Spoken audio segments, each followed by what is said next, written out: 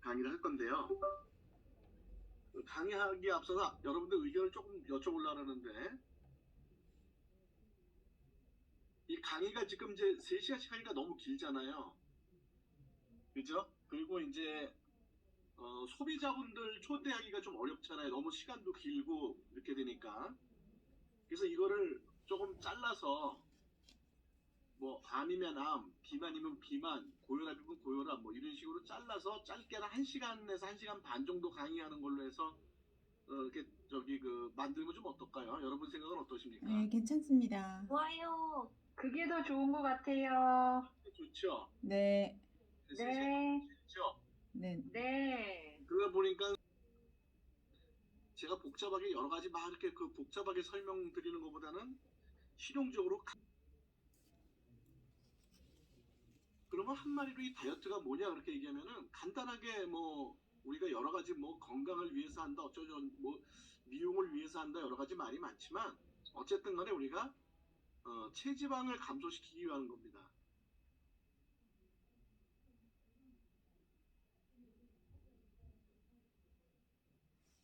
체지방 감소가 목적입니다.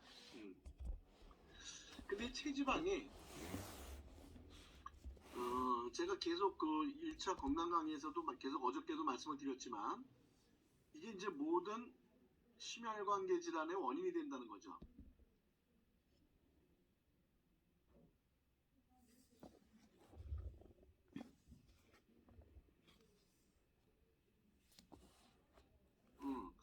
그렇다 보니까 다이어트를 하게 되면은 심혈관계 질환이 원인되는 체지방이 줄어들기 때문에 다이어트를 하게 되면은 포괄적인 심혈관계 질환 개선 효과가 있습니다.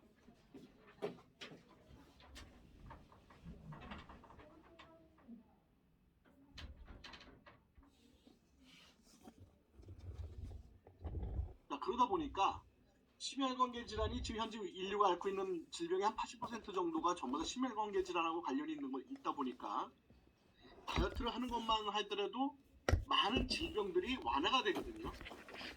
그러니까 우리가 TR90이나 이런 다이어트를 만병통치로 생각하는 경우도 많은데 만병통치는 아니에요. 만병통치는 아닌데 모든 심혈관계 질환의 원인인 체지방이 감소되다 보니까 포괄적으로 우리 모든 질병이 포괄적으로 개선되는 그런 효과가 있다라는 거죠. 그래서 이제 다이어트가 그런 의미가 있다는 거지. 다이어트를 통해서 모든 그런 질병이 개선될 수 있다. 그건 아닙니다. 그래서 이제 경증의 심혈관계 질환의 경우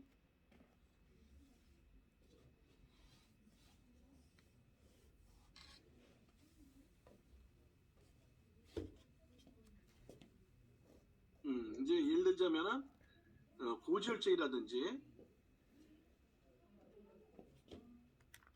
그 다음에 고콜레스테롤 혈증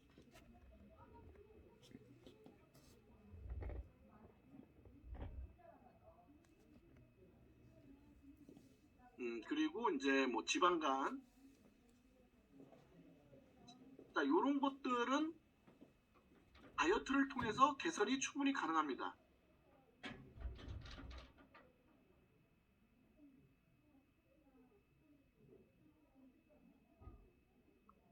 그런데 이제 중증 심혈관계 질환인 예를 들자면은 무슨 뭐 고혈압이라든지 당뇨라든지 뇌경색이라든지 협심증이라든지 심근경색이라든지 이와 같은 중증의 심혈관계 질환은 다이어트로 부족해요.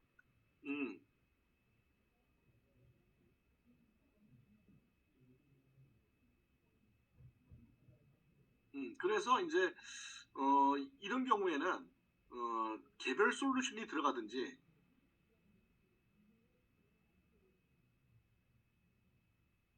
또는 TR 후에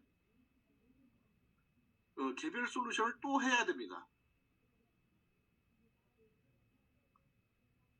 그러니까 이런 질병들을 고혈압, 당뇨 이런 거를 TR 구공을 하고 완전히 완치를 시킨다 이런 개념으로 갖고 가면 안 되는 거예요. 물론 이런 중증 심혈관계 질환도 이 다이어트를 통해서 어느 정도 개선이 가능하지만 그 정도 갖고 이게 완벽하게 개선되지는 않아요. 근데 어떤 분들은 뭐 TR90을 2번을 했는데 당뇨가 아직도 그대로 있습니다. 어떻게 하면 좋습니까? 이렇게 질문하는 분들이 있는데 이런 건 한 번에 되는 게 아니에요. 아주 오랫동안 유지가 된 그런 질병이기 때문에 오랫동안 만들어진 그 만성 질환이기 때문에 자르면 감위 횟수도 늘어나나요? 감위 횟수도 늘어나겠죠. 당연히. 그러니까 예를 들자면 저기 3시간짜리를 비만하고 그래서 암하고 이렇게 했는데 다이어트 자르고 암 자르고 그러면 강요 횟수가 2번으로 늘어나죠. 1시간 반에 이 다이어트와 암을 동시에 할 수는 없어요. 너무 그렇게 하면은 너무 이게 내용이 여러분한테 전달할 수 있는 내용이 제한이 돼 버리기 때문에 손가람 사장님께서는 그러니까 똑같은 내용을 시간을 좀 줄여달라 하는 식으로 이제 말씀 주신 것 같은데 그래서 제 솜씨로는 그게 잘 안 될 것 같네요. 중증 심혈관계 질환은 이제 이렇게 개별 솔루션으로 가야 된다는 거죠. 그래서 여러분들이 이런 걸 조금 이제 기본적으로 좀 알고 계시고, 자 그럼 체지방을 감소시키는 방법이 뭐가 있느냐?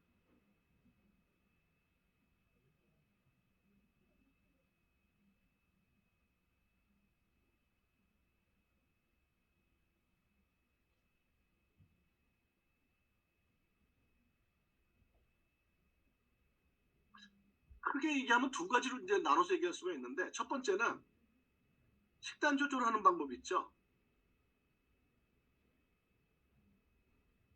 그렇죠? 자, 이건 뭐냐면 칼로리 섭취를 줄이는 겁니다.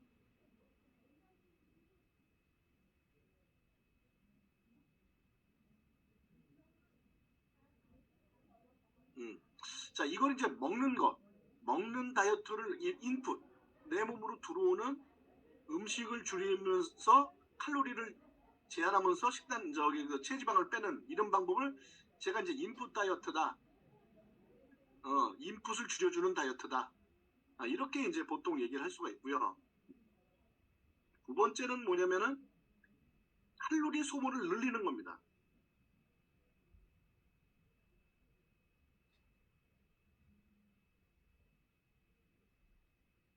먹는 양을 줄이는 게 아니고 먹는 건 그대로 먹으면서 그게 다 소모돼서 체지방이 늘어나지 않도록 만들어주는 게 칼로리 소모를 늘리는 방법인데, 이거를 아웃풋 다이어트다, 제가 이렇게 이제 명명을 좀 했습니다. 이렇게 2가지 방법이 있어요. 먹는 걸 줄이든지 먹은 거를 소모를 많이 시키든지, 이렇게 2가지 방법이 있는데, 이게 이제 구분을 짓는다면 이게 이제 기존에 여러분들이 알고 있는 기존의 다이어트 방법이고요.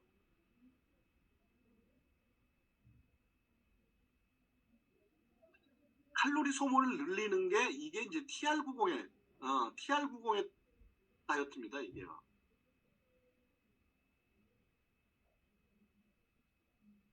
그래서 지금까지는 모든 다이어트가 이 인풋 다이어트였기 때문에 어떻게 하면 식단 조절을 할 것이며 운동을 어떻게 할 것이며 이런 식으로 해서 많은 것들이 이제 제품도 나오고 다이어트하는 방법에 대한 여러 가지 강의도 있고 그런데, TR90은 완전히 다른 개념의 다이어트이기 때문에 기존의 다이어트 설명이나 또는 기존의 다이어트 방법이랑 똑같이 생각하시면 안 돼요.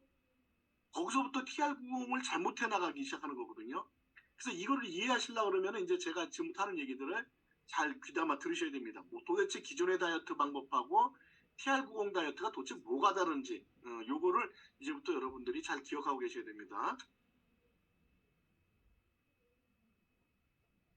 자, 그러면은 우선 인체가 이제 제가 이 아웃풋 다이어트를 이해하기 위해서 인체가 칼로리를 소모하는 방법으로 이제 인체가 칼로리를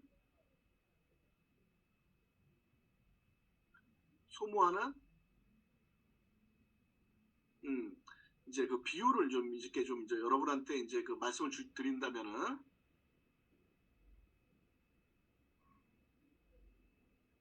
자, 우리가 하루에 소모하는 총 칼로리가 있다 봅시다. 응?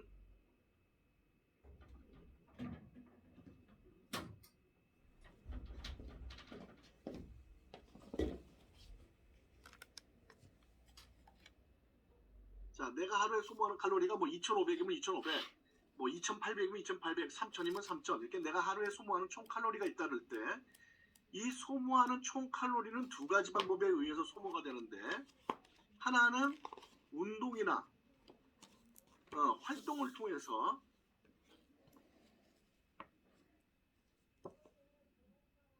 소모되는 칼로리가 있을 거고요.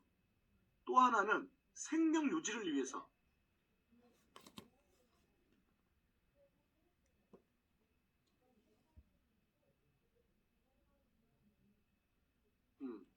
생명 유지를 위해서 소모되는 칼로리가 있어요. 뇌에서 내 몸에다가 무슨 명령을 줄 때도 칼로리가 필요하겠죠. 또 저기 뭐야 내가 숨 쉴 때도 칼로리가 필요하겠죠. 내 몸의 온도를 36.5도로 유지하기 위해서 열량을 내기 위해서도 칼로리가 필요하겠죠. 또 내 위장이나 이런 것들이 소화를 시키기 위해서 움직이기 위해서도 칼로리가 필요하겠죠. 또 심장이 뛰는데도 칼로리가 필요하겠죠. 이렇게 심장 유지를 위해서 소모되는 칼로리가 있어요.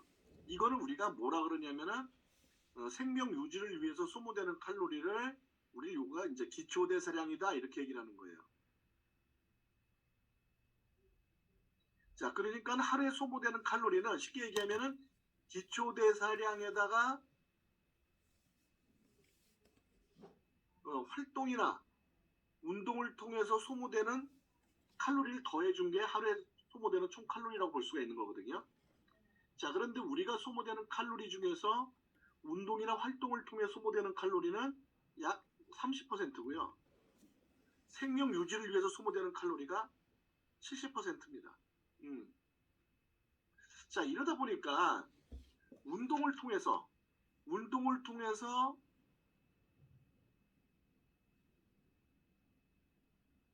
칼로리를 소모시키는 즉 아웃풋이죠. 아웃풋을 늘리는 거죠. 이런 것은 쉽지가 않다는 거예요.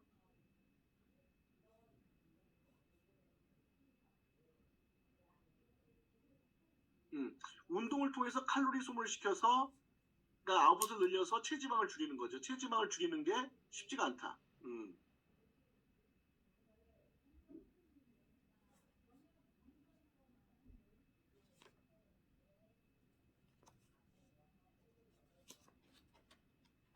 자, 그러다 보니까 우리가 다이어트가 이 아웃풋을 늘려서 다이어트하는 방법은 별로 고려가 되지 않는 거예요. 이게 쉽지가 않아요. 실제적으로 이게 30%밖에 안 되니까 운동이나 활동을 통해서 소모되는 거를 늘려서 이거를 늘려서 체지방을 줄이는 게 쉽지 않기 때문에 우리는 대부분 인풋을 줄이지 아웃풋을 늘려서 체지방을 줄이려고 하는 노력은 잘 안 한다는 거죠. 자, 그런데 요 기초대사량을 좀 이제 우리가 요 70%나 되는 요 기초대사량을 다시 한번 분석을 해보면은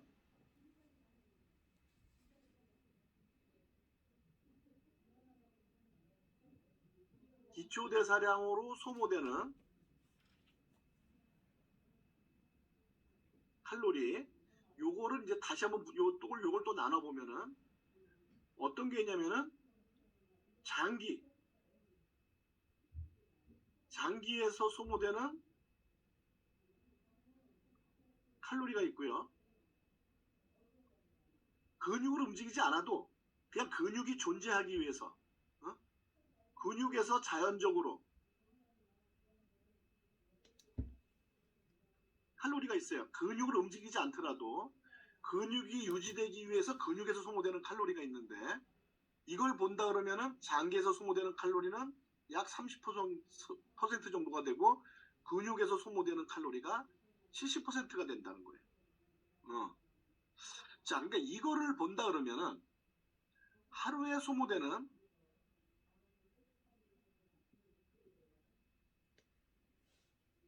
칼로리의 거의 50%가 반이 근육에서 소모된다는 거예요. 자, 이 점이 굉장히 중요한 거죠. 하루에 소모되는 칼로리의 50%가 근육에서 소모된다. 자, 그렇다면은 어떤 결론이 나오게 되냐면 근육량이 많으면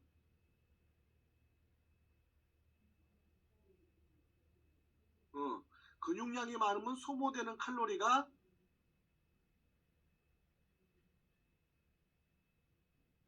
많아서 살이 잘 안 찐다는 거죠.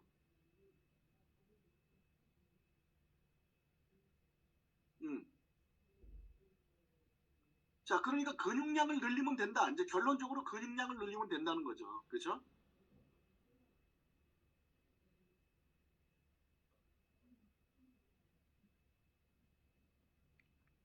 이게 결국 이제 아웃풋을 늘리는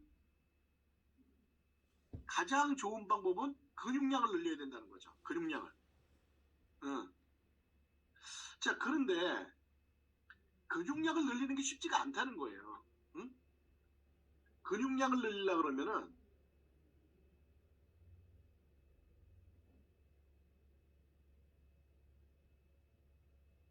근육량을 늘리려면 뭘 해야 되냐면은 무산소 운동을 해야 돼요.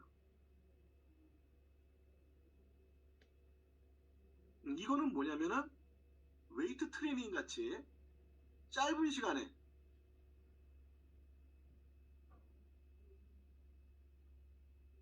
큰 힘을 쓰는 운동을 얘기하는 거거든요.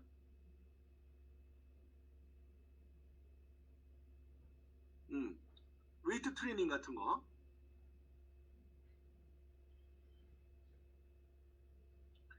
자, 그런데 이게 젊을 때는 이 뭐 20대, 30대 정도면은 뭐 무산소 운동이 쉽겠는데 40대, 50대, 60대 이렇게 돼서 이 웨이트 트레이닝을 하는 게 쉽겠냐는 거예요. 어렵죠. 그렇죠? 젊을 때는 뭐 하도 빨빨거리고 다니니까 특별하게 다이어트를 할 것도 없이 몸매가 이쁘단 말이에요. 물론 거기서 더 이뻐지려고 아이돌 몸매를 만들려고 더 거기서 이제 힘쓰는 사람들도 있지만 그런 젊은 사람들은 또 근육도 잘 만들어져요. 그래서 무산소 운동을 하기도 쉽고 근육도 잘 만들어져서 젊은 사람은 근육량 늘리기가 쉽다는 거죠. 근데 이제 나이가 들면은 이 무산소 운동이 어려워진다는 거죠. 그렇죠? 근데 이제 나이가 들면은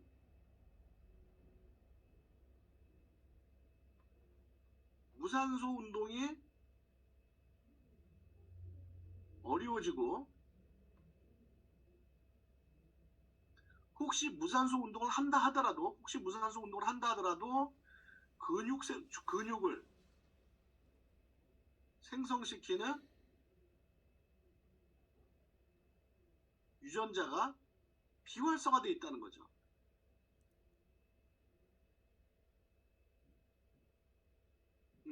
자, 이렇게 되다 보니까 나이가 들어서 50, 40대 이상이 근육량을 늘려서 다이어트를 하는 게 사실상 쉬운 일이 아니라는 거예요. 그러다 보니까 인풋 다이어트를 할 수밖에 없게 되는 거예요. 아웃풋 다이어트를 하고 싶어도 못해. 나이가 들면은요. 그래서 아예 이 다이어트에서는 아웃풋 다이어트에 대한 얘기들이 그닥 그렇게 그 효과적으로 인정을 받지 못하는 겁니다. 자, 그러면 인풋 다이어트를 해야 되는 거네요? 이제 이렇게 얘기를 하지 않습니까? 자, 근데 인풋 다이어트는 문제가 있다는 거예요. 어떤 문제가 있냐면은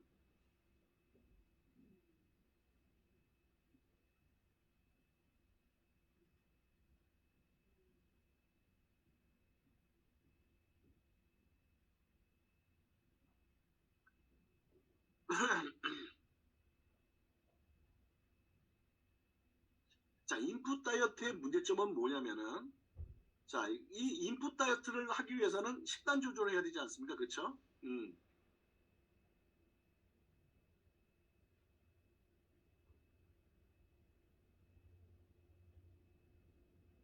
자, 이건 이제 식단 조절이란 말이죠. 자, 식단을 조절한다는 건 어떤 의미를 갖고 있냐면은 칼로리원, 칼로리원의 섭취를 줄인다는 의미를 갖고 있어요. 그럼 칼로리원이 어떤 거냐? 이 칼로리원이 탄수화물, 지방, 단백질 이 세 가지가 칼로리원이라고요. 칼로리원이라는 것의 의미는 뭐냐면은 얘가 섭취가 되면은 분해돼서 에너지로 바뀌는 영양소라는 거죠.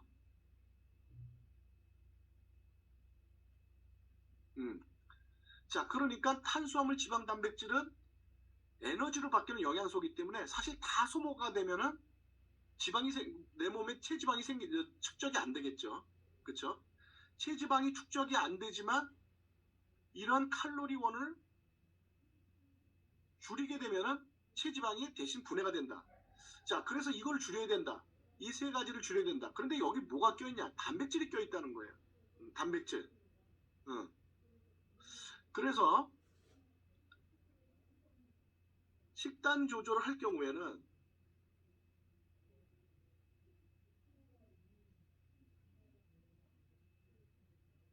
식단 조절하는 경우 단백질 섭취가 감소돼서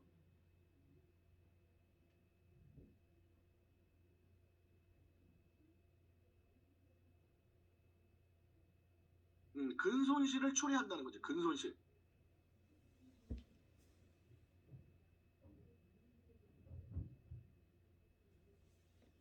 근육량이 감소한다는 거예요.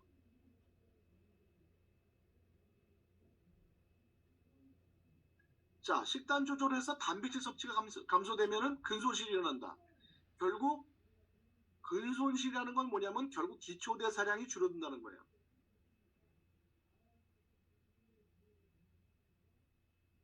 자, 이와 같이 기초대사량이 감소하게 되면 어떤 일이 벌어지냐면은 이런 일들이 벌어지는 거예요.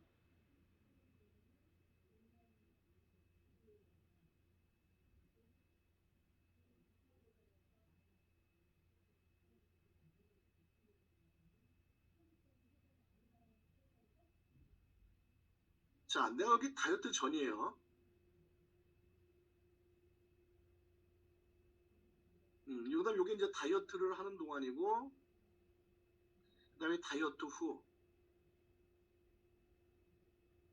이렇게 이제 구분을 좀 줘보면은 내가 다이어트 전에 내가 하루에 소모되는 칼로리가 약 2,500kcal를 매일 소모를 했다. 아웃풋이 이만큼의 칼로리를 소모를 했다.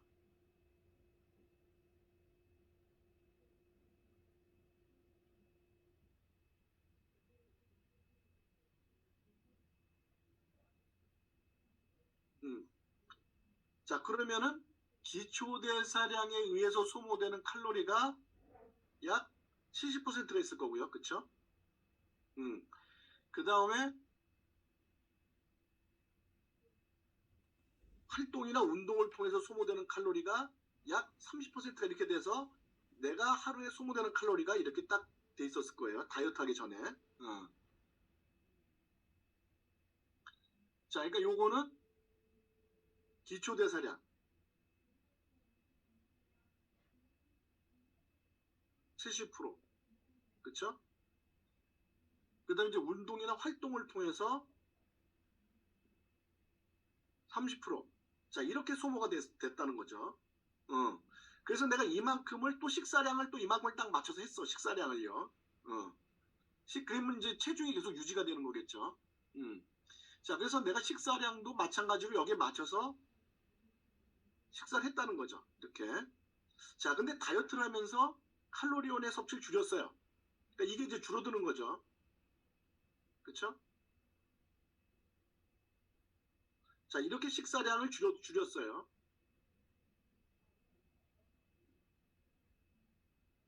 그러니까 식단 조절을 한 거죠. 그랬다가 다이어트가 끝난 다음에 다시 식단을 원위치 시켰어요. 이렇게. 얘는 왜 맨날 따라오냐 이렇게.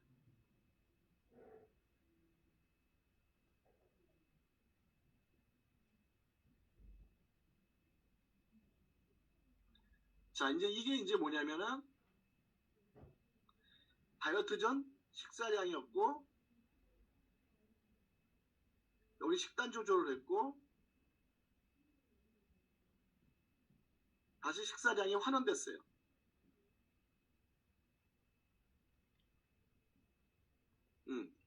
자, 우리가 식단 조절을 한다 그래서 운동량이나 생활 활동량이 줄어드는 건 아니죠. 그러니까 활동량은 그대로 다이어트 할 때도 활동량은 그대로 있을 거 아닙니까, 그렇죠? 자, 그럼 식단이 조절되는 것만큼 근손실이 일어나면서 뭐가 줄어들었느냐? 결과적으로는 근손실이 일어나서 기초대사량이 이렇게 줄어들었다는 얘기예요. 왜? 활동량은 그대로 있고, 그렇죠? 우리가 다이어트 한다 그래가지고 집에서 가만히 있는 거 아니잖아요. 계속 일도 하고 다녀야 되지 않습니까? 그렇죠? 그러니까는 이와 같이 기초대사량이 감소하게 되는 거예요. 식사량이 줄어들면서.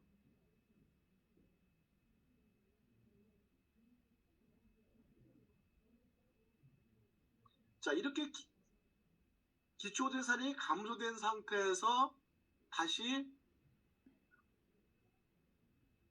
식사량을, 자, 요건 그대로 오겠죠, 그죠? 자, 요거는 다이어트 후에 요 이제 이미 줄어든 근손실이 있기 때문에 그대로 이제 기초대사량이 유지가 되겠죠. 자, 다이어트 후에 이렇게 줄어든 기초대사량에서 운동량을 또 똑같이, 운동량이야 뭐 줄어들지 않으니까 운동이나 활동량은 뭐 다이어트 하든 안 하든 똑같은 거니까. 자, 이렇게 또다시 됐다.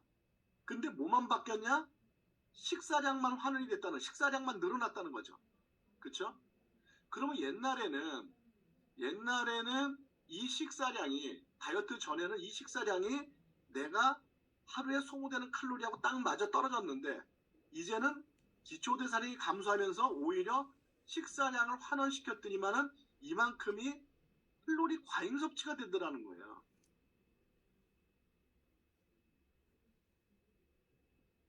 분명히 다이어트 전에는 이게 과잉 섭취가 아니었었어요. 이 식사량이.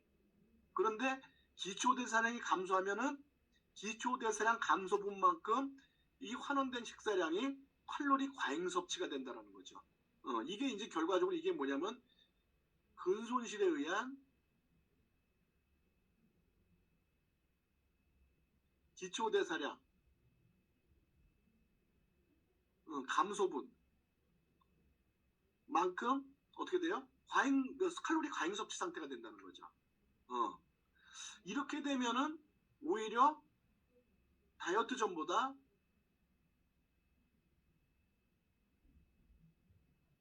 체지방이 더 증가하게 되는 거죠. 우리가 이런 현상을 우리가 요요 현상이라고 얘기하는 거예요. 요요 현상. 다이어트 전보다 오히려 다이어트 끝나고 난 다음에 체지방이 더 증가해버리는. 물론 다이어트 하는 동안에는 빠지겠죠. 다이어트 하는 동안에는 빠졌지만 다이어트가 끝난 후에 식사량이 환원되면은 더 증가하는 거죠. 근데 만약에 다이어트 하는 요 식단 조절 했던 요게 평생 유지가 된다. 예를 들자면은 다이어트 때 했던 식단 조절이 평생 유지가 됐다. 그러면은 요요 현상은 안 일어나요. 다이어트 했을 때 그 식단을 그대로 가져가면. 그런데 여러분이 다이어트 했을 때, 다이어트 할 때 했던 식단 조절을 평생 가져갈 수가 있는 사람이 있냐는 거죠. 그런 사람이 없잖아요. 그쵸? 그러니까 요요 현상이 일어나게 되는 거예요. 그래서. 자, 이게 이제 여러분들이 이 인풋 다이어트의 이제 문제점을 이제 이거를 잘 이해를 하셔야 되기 때문에 이래서 이제 우리가 인풋 다이어트가 계속 실패를 하고 반복을 하게 되고 이렇게 되는 거거든요. 그렇다고 아웃풋 다이어트도 쉬운 게 아닌 게 이 근력을 올린다는 게 쉬운 게 아니기 때문에 아웃풋도 그렇게 만만한 게 아니라는 거죠. 그렇지만 어쨌든 간에 다이어트 그러면은 누구든지 체지방을 좀 빼야 되겠다 생각할 때 이 방법이 그래도 제일 쉬우니까 지금까지는 이런 방법으로 다이어트를 해왔다 이런 얘기예요. 지금까지는. 자, 그래서 이런 다이어트를 좀 쉽게 하기 위해서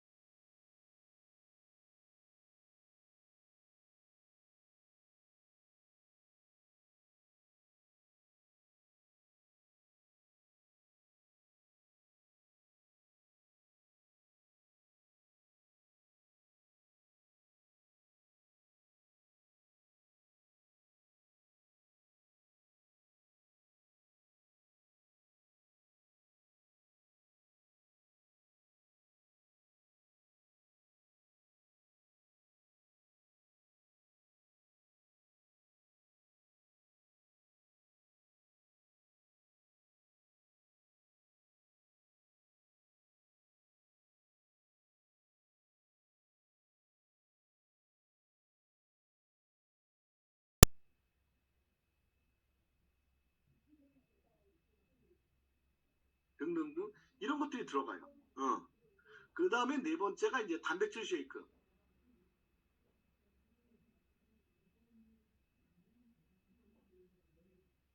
단백질과 그 영양을 공급해서 근손실을 이제 방지한다는 거죠.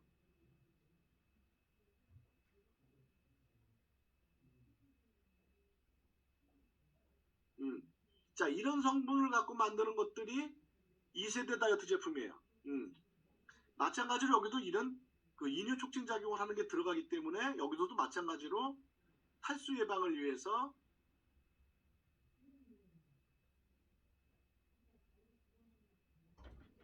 뭐 하루에 2리터 이상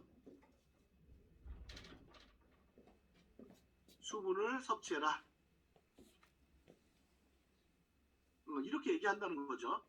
그러면서 이제 식단 조절도 이제 아울러서 하게 되는 거죠. 그렇죠?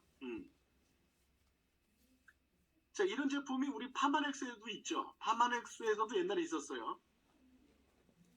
파마넥스에서 그 옛날에 TRA라고 있었어요. TRA. 지금은 이거 없어졌지만 여기 이제 뭐가 있냐면은 슬림에스가 있어요.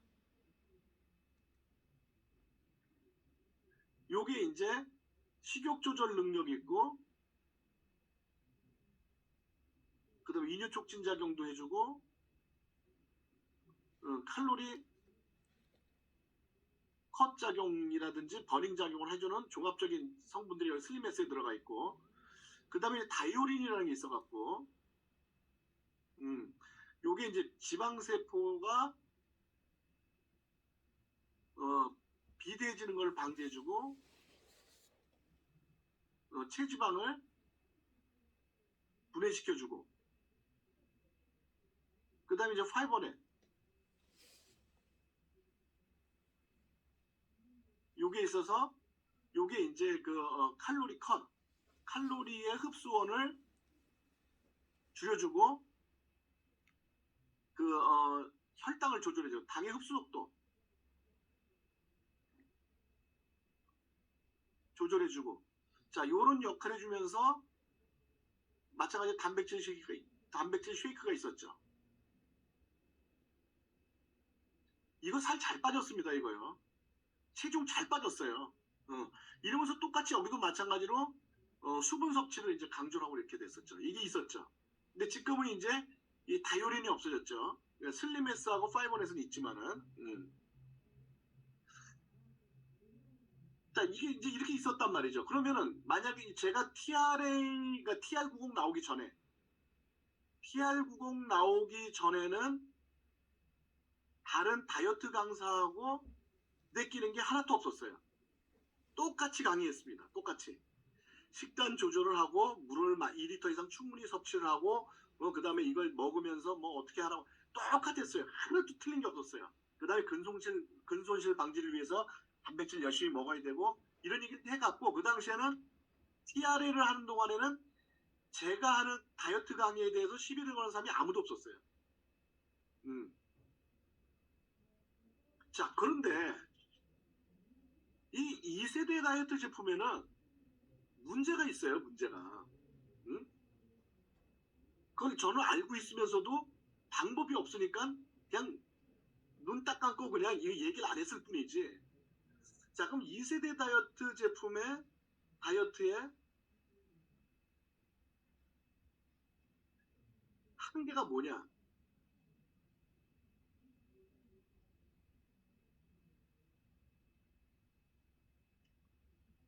저는 이걸 알고 있으면서도 방법이 없으니까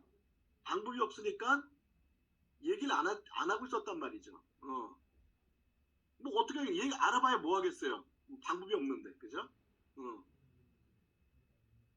자, 여기가 이제 하루 필요 칼로리라 그러면은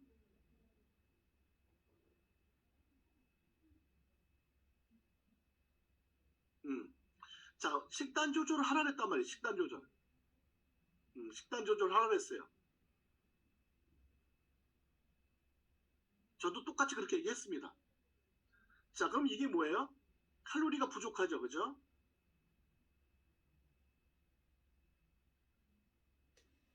자, 그럼 이 부족한 칼로리만큼 체지방이 분해되어 에너지원으로 생산에 소모가 되겠죠. 응? 그러니까 체지방이 분해가 되겠죠. 칼로리가 부족한 만큼. 그 다음에 여기다가 단백질을 먹으니까 요 놈은 어디로 가요? 근육이 생성돼서 우리가 이 칼로리의 단백질도 칼로리원으로도 있는데 칼로리원이 부족하니까 단백질도 부족해지니까 그걸 추가로 단백질을 먹어서 근손실을 예방했다는 거죠. 자, 이렇게 해야 됩니다. 이렇게 해야 됩니다. 이렇게 설명을 했다는 거지. 네? 이렇게 설명을 했다는 거예요. 저도 똑같이 지금 모든 강사들이 다 이렇게 설명하고 있어요. 여러분들도 이렇게 생각하고 계실 겁니다. 그죠? 그런데 이렇게 안 된단 말이에요, 사실은요. 근데 사실은 이렇게 안 돼요. 이렇게 그림같이 되면 되게 좋은데 이렇게 안 된다고. 근데 저는 그걸 알고 있었지만 방법이 없어서 설명을 안 드렸었는데 자, 그럼 어떻게 되느냐 이게. 어떻게 되느냐.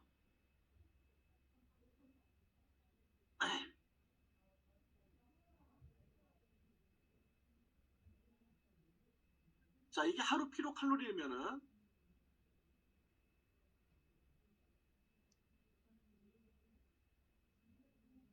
자, 식단 조절했잖아요. 그쵸?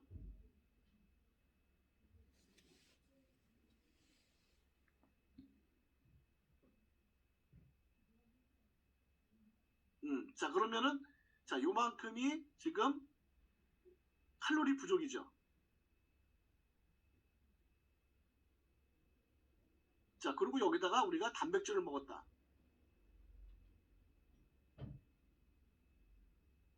자, 그러니 이 단백질은 칼로리원이죠. 그쵸? 그래서 얘는 뭐냐면은 이 부족한 칼로리를 메꾸는 데 사용이 된다는 거예요. 이 근육으로 안 만들어지고.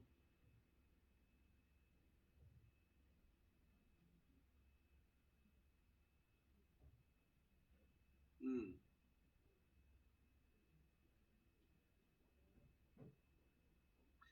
이렇게 부족한 칼로리는 체지방이 분해돼서 탁 채워주고 단백질은 근육 만들어주고 이러면 얼마나 좋겠습니까? 그런데 우리 몸이 요거는 근육으로 만들어질 단백질이니까 쓰지 마. 요거 쓰면 안 돼. 요건 보관해놨다가 근육 만들어. 그리고 여기 부족한 거는 체지방 분해시켜서 집어넣어. 이렇게 안 한다는 거죠, 우리 몸은. 그냥 이 칼로리가 부족한 상태에서 단백질이 들어오면 칼로리원으로 소모시켜버리고 만다는 거죠. 음. 이게 리얼이야, 이게 리얼. 이게 이제 진실이란 말이야, 이게 불편한 진실이죠. 어? 요거는 우리의 바램이고, 요건 우리의 바램이고, 요게 불편한 진실이죠.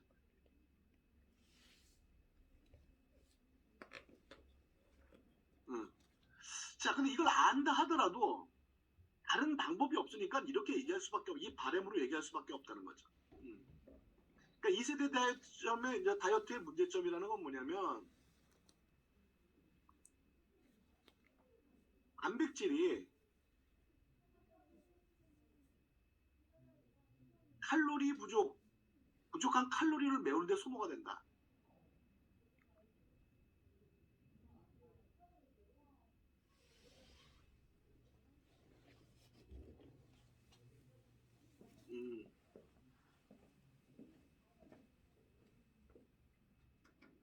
음, 이렇게 소모된다. 하지만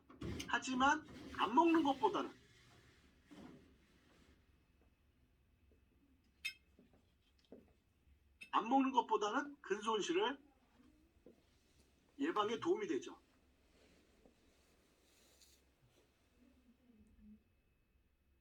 안 먹는 것보단 낫죠. 아무리 칼로리원으로 소모된다 하더라도 안 먹는 것보단 낫죠. 그래서 근손실 예방에 도움이 되는 건 맞아요. 그렇지만은 근육이 생성돼서 기초대사량이 올라가는 건 아니라는 거죠. 어?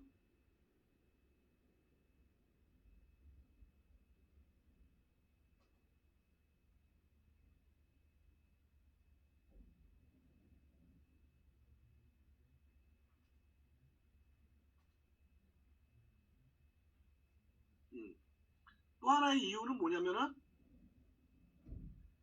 단백질을 먹어도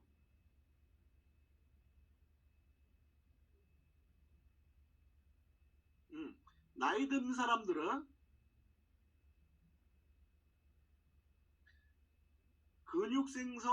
근육을 만들라고 명령하는 유전자의 기능이 비활성화되어 있다는 거예요.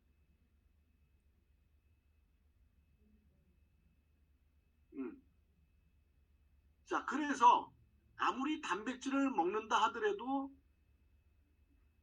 이게 기초대사량 증대로 이어지기가 어렵다. 이런 문제점을 알고 있으면서도 방법이 없기 때문에 식단 조절을 통한 다이어트를 할 수밖에 없었다라는 거죠. 그러니까 저도 이때만 하더라도 별반 다른 사람들하고 뭐 다를 게 없었어요, 강의가. 자, 그런데 뭐냐, TR90이라는 게 나왔다는 거죠. TR90이 3세대 다이어트 방법이 나왔다는 거죠.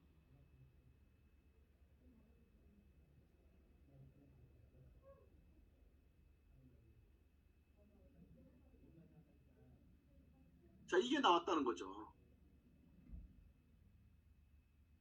자, 이게 뭡니까? TR90이잖아요. 그죠? 자, 이거는 1, 2세대 다이어트와는 완전히 컨셉 자체가 틀립니다.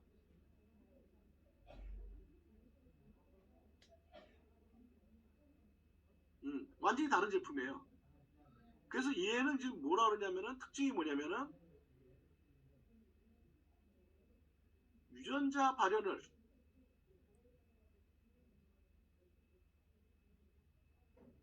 정상화시켜서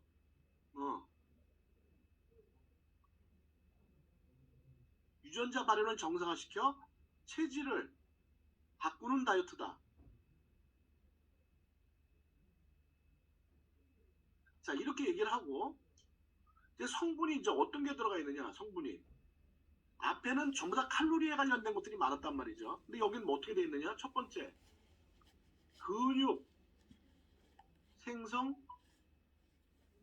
유전자 리셋.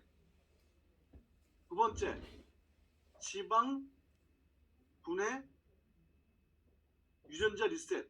세 번째, 식욕 조절 유전자 리셋. 이렇게 세 가지 성분이 들어가 있다는 거예요. 이렇게 세 가지가. 여기에 그 어디도 칼로리 흡수를 조절하거나 이뇨를 촉진하는 성분이 없단 말이죠.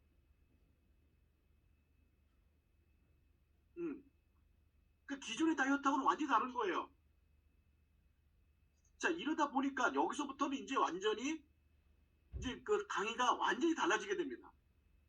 그러다 보니까는 이 TR90이라는 제품을 완전히 이해 못한 사람들이 하는 강의와 TR90의 제품을 정확히 이해를 하고 하는 강의가 달라질 수밖에 없어지는 거예요. 그러다 보니까는 계속 막 그게 아닌데 그게 아닌데 하고서 이견이 이제 들어오기 시작합니다. 막. 지금도 이걸 제대로 이해 못하는 분들이 너무나 많아요. 자, 그러면 여기서 유전자 리셋이라는 게 뭐냐? 요걸 좀 간단하게 설명을 드리면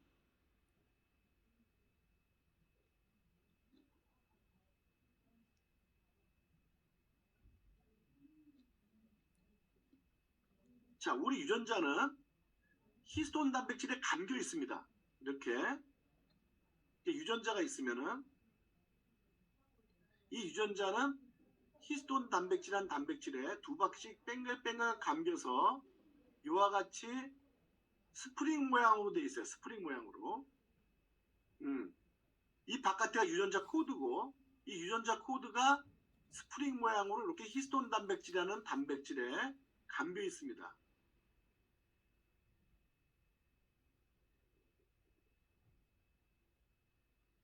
자, 그런데 얘가 스프링 같이 되어 있다 보니까 얘가 이렇게 늘어날 수도 있고 얘가 이렇게 줄어들 수도 있어요. 스프링처럼. 자, 이 사이가 이렇게 넓으면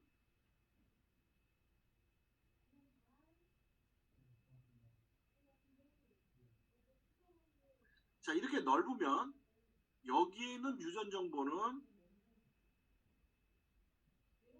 강하게 활성화돼요. 이렇게 좁아지면은 유전 정보가 비활성화됩니다.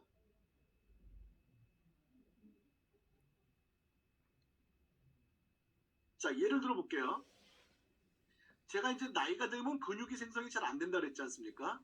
자, 그러면 근육을 생성시키라고 명령을 주는 유전자가 있다. 자, 이 유전자는 근육을 생성시키라고 명령을 주는 유전자예요. 여기 그 코드가 그거야. 근육을 만들라고 명령 주는 코드가 이렇게 있어. 그런데 얘가 이 사이가 이렇게 넓게 돼 있으면은 유전 정보가 활성화되죠.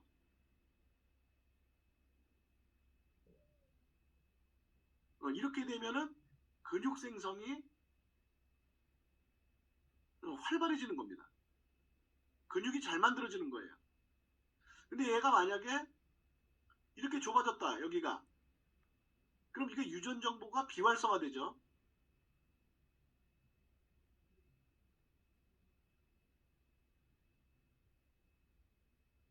이렇게 되면은 근육 생성이 중단되는 거예요. 이렇게 되는 겁니다.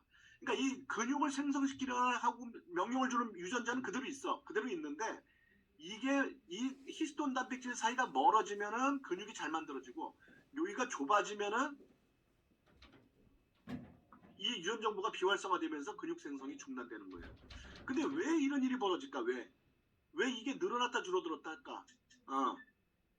이게 뭐냐면은 자, 이렇게 활성화되어 있는 유전자가 있었다. 자, 그런데 우리가 먹는 음식에 들어있는 메틸기라는 게 있어요. 이 메틸기가 음식을 통해서 들어오는데 얘가 이 유전자에 가서 달라붙으면 이렇게 비활성화돼요. 이게 메틸기야. 메틸기가 유전자에 들어와서 이렇게 히스톤 단백질에 달라붙으면은 이렇게 되면 비활성화돼요.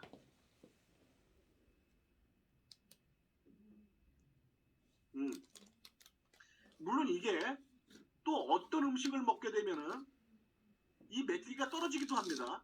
음식에 있는 메틸기가 붙기도 하지만 또 어떤 또 다른 음식 성분은 이 메틸기를 떼어내기도 합니다. 붙이기만 하는 게 아니라 떼어낼 수도 있어요. 떼어내는 거예요.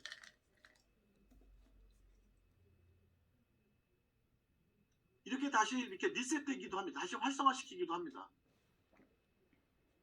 그러니까 활성화하고 비활성화가 내가 먹는 음식에 따라서 계속 반복될 수가 있어요.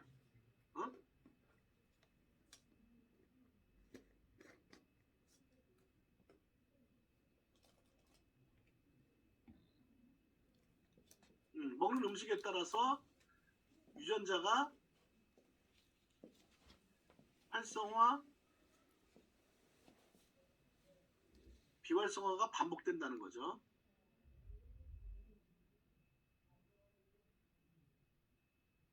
이렇게 반복되는데 우리가 먹는 음식은 메틸기가 떨어지는 것보다는 붙이는 쪽이 더 많이 들어와요.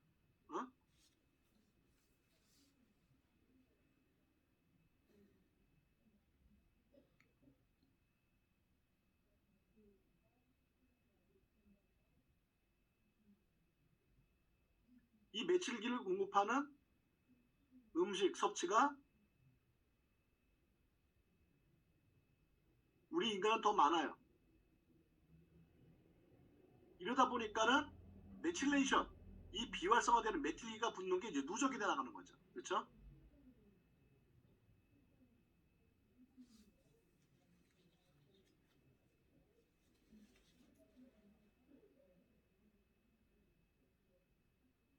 이렇게 메틸기가 붙는 비율이 차츰 증가하면서 결과적으로 이게 뭐로 이어진다? 노화로 이어진다. 이게 노화로 이어진다. 음, 이렇게 노화로 이어진다는 거예요. 자, 그렇다면은 우리가 메틸기를 띄어내는 음식에 있는 성분들, 그것만 갖고 연구를 해서 이 근육생성 유전자에 붙어있는 메틸기를 띄어버리는 그런 성분을 집중적으로 섭취하면 어떻게 되겠습니까? 여기 붙어있는 게 떨어져 나가겠죠. 그쵸?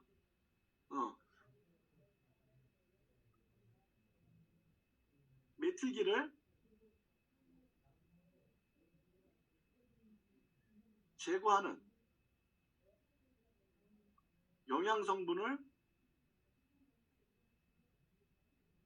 집중 섭취하면 어떻게 되겠습니까? 이렇게 되면은 다시 유전자가 리셋되는 비율이 늘어난다는 거죠.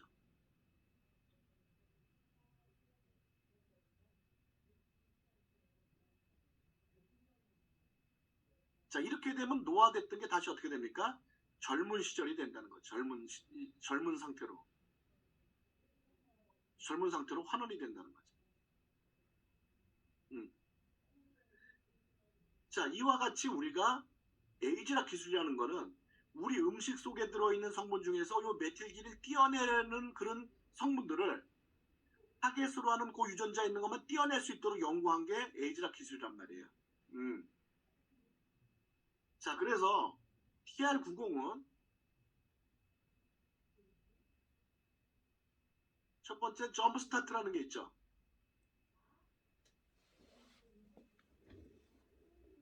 자, 요거는 뭐냐면은 근육 생성 유전자, 지방 분해 유전자, 식욕 조절 유전자,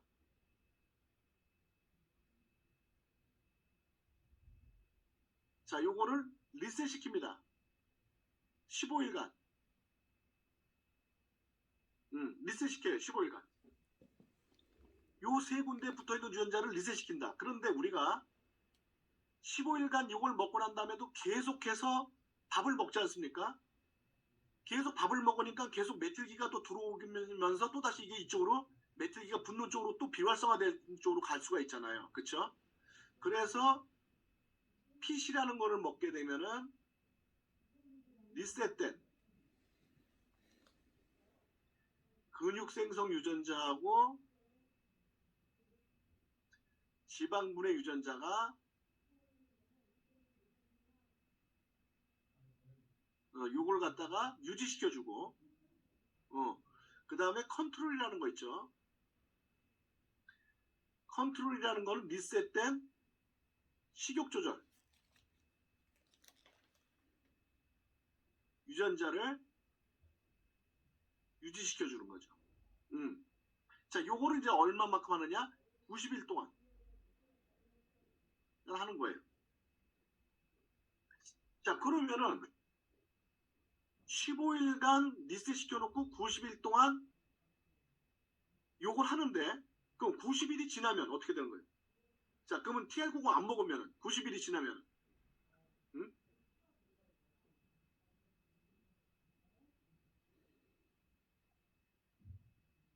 자, TR90이 중단됐어요. 이제 TR90이 끝났어요. 자, 그러면 어떻게 되는 거예요? 다시 유전자는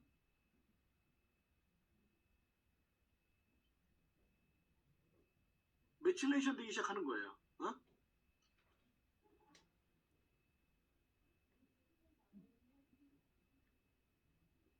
그래서 서서히 비활성화됩니다.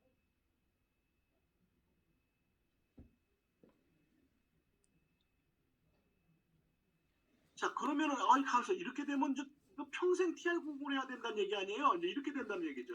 그렇죠? 그럼 평생 TR90을 해야 됩니까? 그게 아니라 여기서 이제 TR90의 방법이 TR90은 식단 조절을 한다든지 이게 중요한 것이 아니라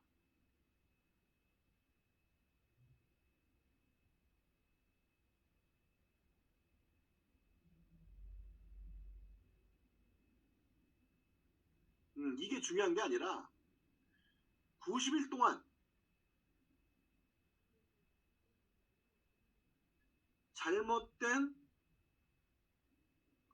식습관을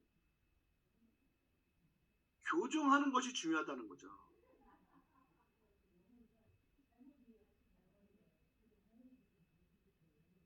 그래서 최대한 이 며칠기가 붙어서 비활성화되는 시기를 길게 가져갈 수 있도록 만들어줘야 된다는 거죠.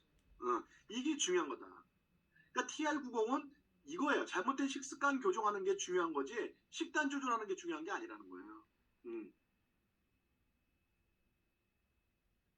자, 그러면은 여기서 점프 스타트에서 근육 생성 유전자, 지방분해 유전자를 유지시켜주고 하는 건 이해를 하겠는데, 자, 식욕 조절 유전자를 유지시켜준다면 요거를 갖다가 또 리셋시켜준다는 게 요게 말은 리셋이지만 결과적으로는 요게 식사를 양을 감소시키는 거 아니냐. 결과적으로는. 결과적으로는 얘가 지금 식사량을 감소시키는 그게 아니냐. 그러니까 식욕 억제하는 거랑 뭐가 다르냐. 이렇게 생각하시는 분들 있잖아요. 그래서 이 TR90의 식욕 조절 그거는 좀 다른 게 뭐냐면은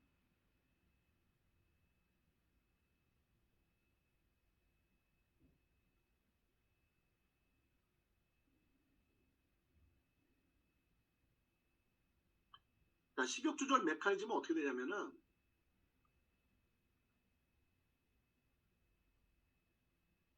자, 이게 이제 시상하부가 있고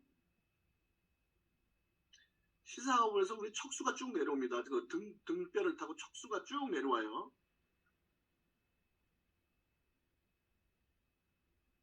자, 근데 여기에 뭐가 있냐면은 포만중추가 있어요. 자, 그럼 우리가 식사를 하게 되면은 위에 이제 음식물이 이렇게 들어오잖아요. 자, 그러면은 이제 위가 어느 정도 차면은 이 포만중추로 신호를 보냅니다. 나 이제 다 먹었어. 신호를 보내요. 자, 신호를 보내게 되면 여기서 렙틴 호르몬이 분비가 됩니다.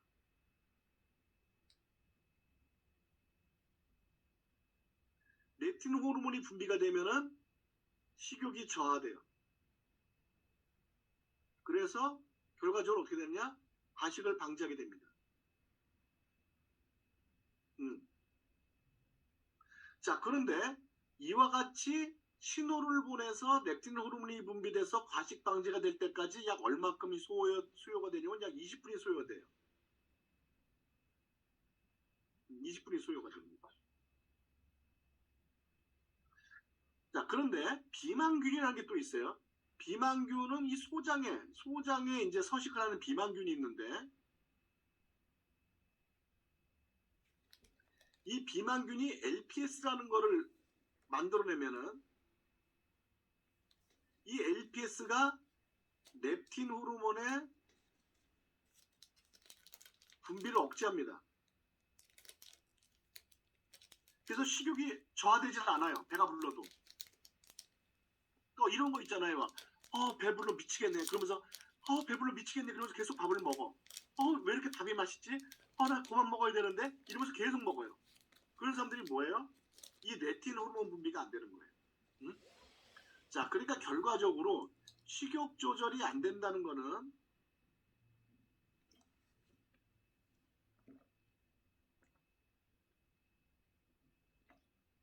자, 첫 번째는 포만중추의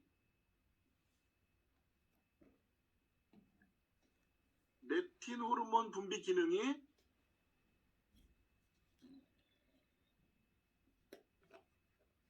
이게 이제 비활성화된 거죠. 비활성화된 거죠. 두 번째는 식사를 너무 빨리 해서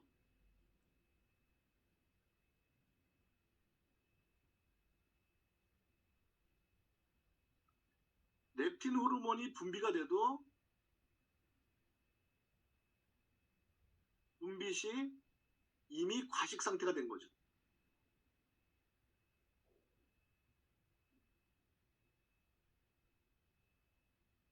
세 번째는 비만균에 의해서 렙틴 호르몬 분비가 억제된 경우죠.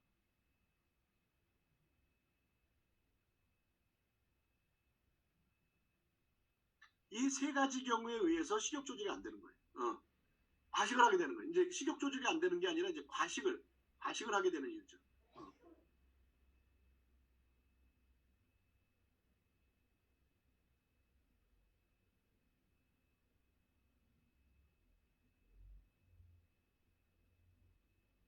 이렇게 되는 겁니다.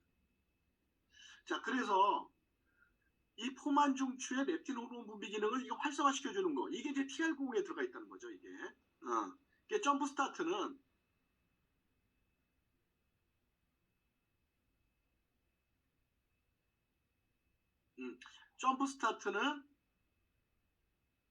포만 중추의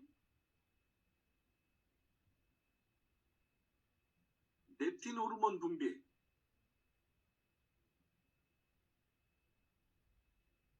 기능을 정상화시켜준다. 자, 그러니까 식욕을 없애는 게 아니라 식욕은 정상적으로 있는 거예요. 응?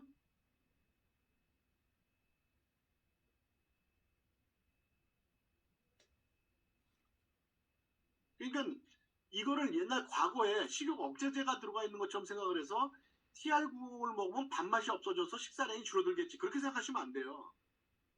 TR90은 하면서 식단을 조절하잖아요. 그럼 배가 무지하게 고프다는 거예요.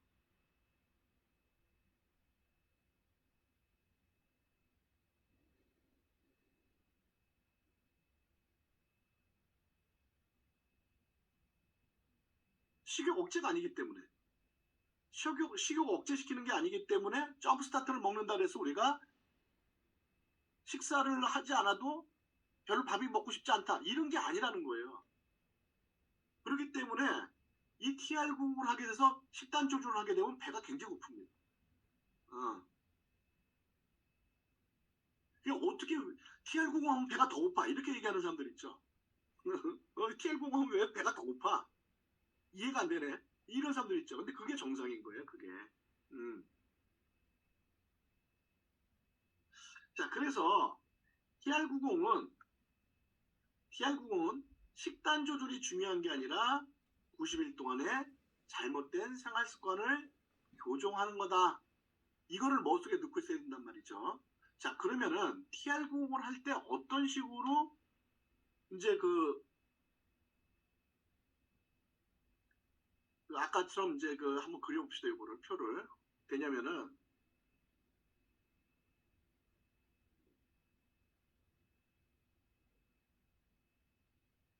자, 우리가 하루에 필요한 칼로리가 요만큼이다.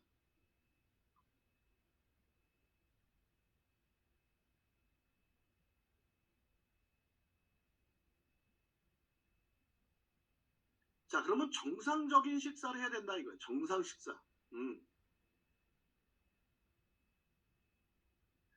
정상적인 식사를 하면서 뭘 해주느냐? 여기다가 단백질을 섭취해라 이런 얘기죠. 자, 이렇게 하면 살이 빠집니까? 이게 아니 정상 식사를 하는데 왜 살이 빠집니까? 이거 TR90을 이해를 못해서 그렇죠. 자, 이게 단백질이 들어왔는데 정상 식사가 됐어.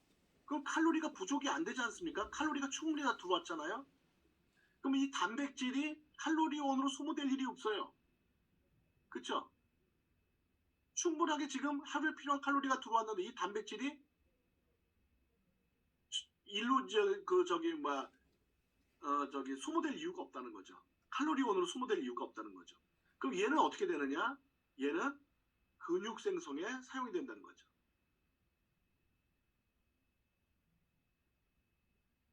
이때 뭐가 작용을 하느냐? 근육 생성 유전자가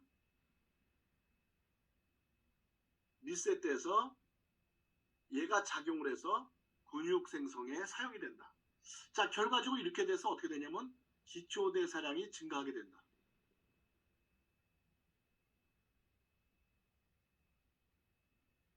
자, 그러면 정상 식사를 했다 하더라도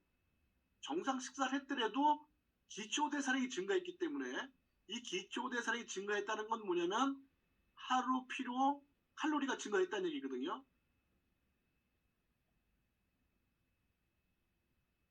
그러니까 결과적으로는 정상 식사가 어떤 상태냐? 칼로리 부족 상태가 되는 거예요.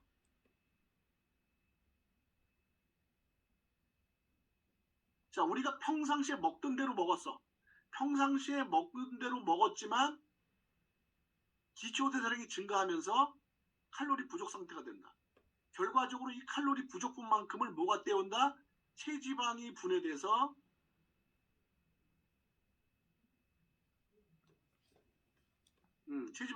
이거를 채워준다는 거죠. 이때 이제 뭐가 작용을 하느냐? 지방분해 유전자가 작용을 하게 된다.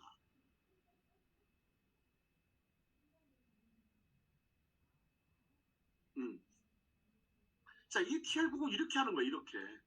이렇게 해야 된다는 거예요.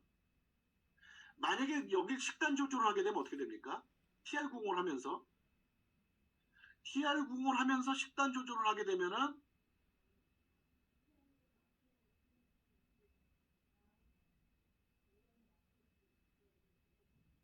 아까랑 똑같은 일이 벌어지는 거예요. 응?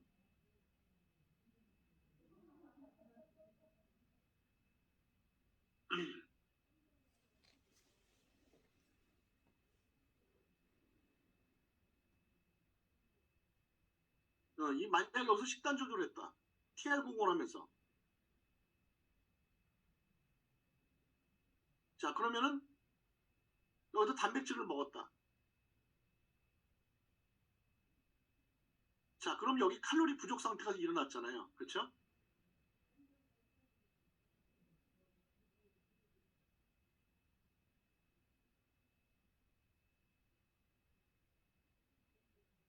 그럼 얘가 어디로 가요? 얘가 여기 열로 이제 소모된다는 거죠. 그러면 근육 생성 유전자가 리셋됐지만 단백질이 부족해. 근육 생성 유전자가 리셋됐는데 단백질이 부족해. 그럼 근육이 만들어지고 싶어도 단백질 부족으로 근육을 못 만들죠. 이렇게 되기 때문에 TR90은 정상 식사를 해야 된다. 정상 식사를. 자, 그래서 어떤 식으로 해서 얘네들은 이제 그건 이제 그거 하기 전에. 자, 그래서 이제 얘네들은 중요한 게 뭐냐면은 체질을 개선하는 동안에 3개월 동안에 내가 뭘 해야 된다? 식단 조절이나 이런 게 아니라 3개월 동안에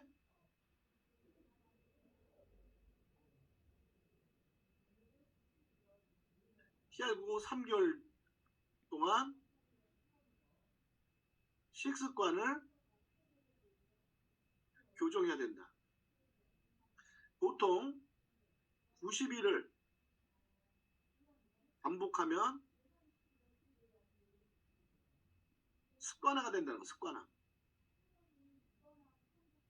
그래서 식습관을 90일 동안 반복하기 위해서 이게 90일 패키지로 됐다는 거예요.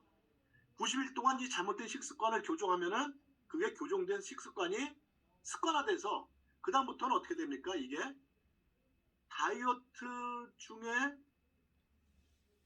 했던 식사가 다이어트 후에도 그대로 이어져야 된다는 거죠.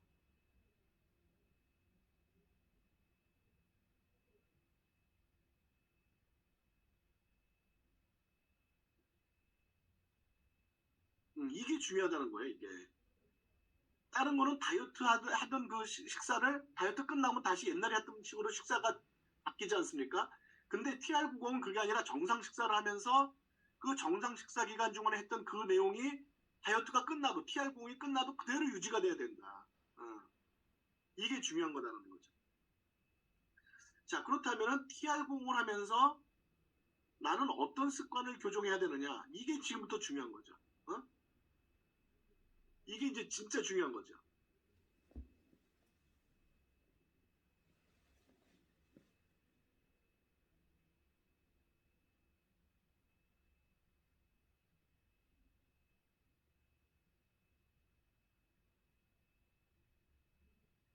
자, 이거를 우리가